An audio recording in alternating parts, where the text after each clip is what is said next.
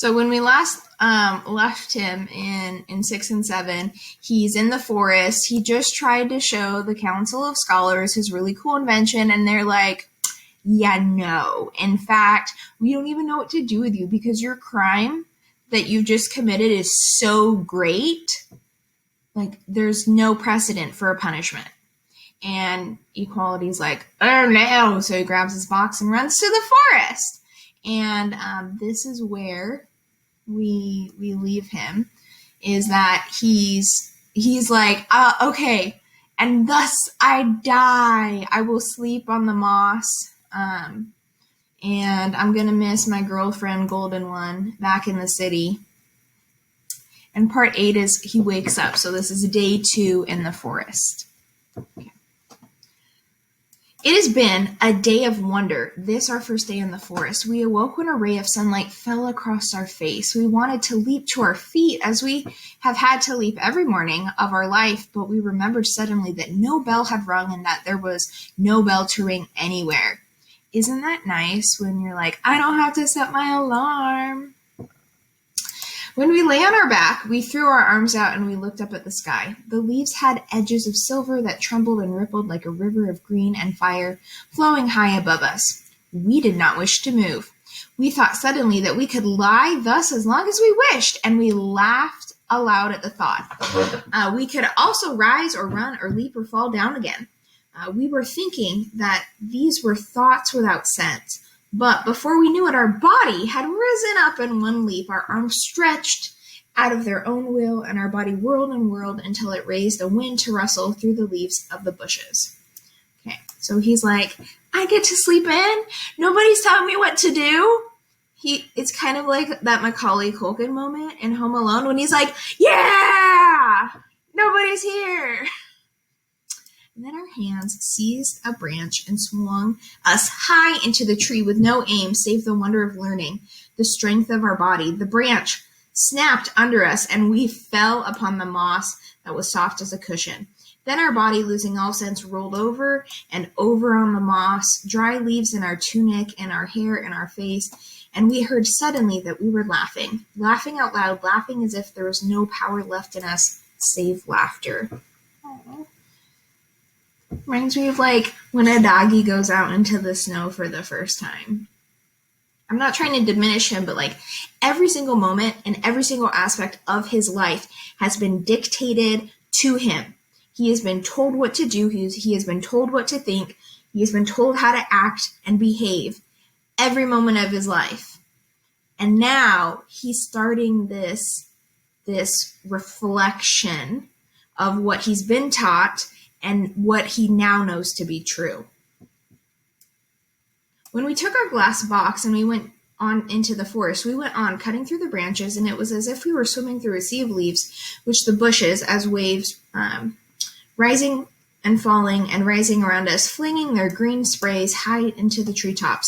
The trees parted before us, calling us forward. The forest seemed to welcome us. We went on without thought, without care, with nothing to feel save the song of our body. We stopped when we felt hunger. We saw birds in the trees and flying from under our footsteps. We picked a stone and we sent it as an arrow at a bird. It fell before us. We made a fire, we cooked the bird, and we ate it. And no meal had ever tasted better to us. And we thought suddenly that there was great satisfaction to be found in the food which we need and obtain by our own hands. And we wished to be hungry again, and soon, that we might know again this strange new pride in eating. So he's starting to feel like accomplished with his self. He's starting to realize that he can do things other than what other people have always told him his whole life that he can do. Then we walked on, and we came to a stream which lay as a streak of glass among the trees. It lay so still that we saw no water, but only a cut in the earth, in which the trees grew down, upturned, and the sky lay at the bottom. We knelt by the stream, and we bent down to drink, and then we stopped, for upon the blue sky below us we saw our own face for the first time. We sat still, and we held our breath, for our face and our body were beautiful. He's like, hey, I'm looking pretty good. Our face was not like the faces of our brothers, for we felt no pity when looking upon it. Our body was not like the bodies of our brothers, for our limbs were straight and thin and hard and strong. And we thought that if we could trust this being who looked upon us from the stream, that we had nothing to fear with this being. So now we get this moment when he is actually seeing himself for the first time. He's never looked in a mirror before. Like, mirrors don't exist in this land, because that would be vanity, and that would be putting yourself above your brother. So this is the first moment. Can you imagine going your whole life without looking in a mirror? No. Especially in high school, I was like, are there boogers in my nose? Is there something in my teeth? Like, I don't want to talk to this guy if there's like something in my teeth. But they have lived their entire lives without seeing their own reflection. And now that he sees it, he is feeling more and more confident in himself. He's like, I am strong. I can do this. We walked on till the sun had set. When the shadows gathered among the trees, we stopped in a hollow between the roots, where we shall sleep tonight. And suddenly, for the first time this day, we remembered that we are the damned. We remembered it, and we laughed. We are writing this on the paper we had hidden in our tunic, together with the written pages we had brought from the World Council of Scholars, but never given to them. We have much to speak of. To ourselves, and we hope that we shall find the words for it in the days to come. Now we cannot speak, for we cannot understand. Okay. What does that mean? Now we cannot speak, for we cannot understand. So he's realizing that he's trying to build this new world view, but he doesn't have all the language because they burned everything during the revolution. And I have a feeling that if he would have given his papers to the World Council, they would have just burned them. Like, they wouldn't have even read them. That's my opinion, right? Now is a good time to recap 8. So I'm going to pull this up. So in chapter 8, equality is enjoying being free.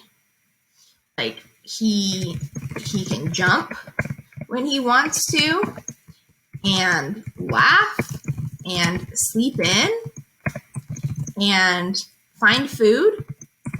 He is feeling really, really empowered when he sees himself for the first time. He notices how strong he is. And he is starting to feel more comfortable being alone and being himself.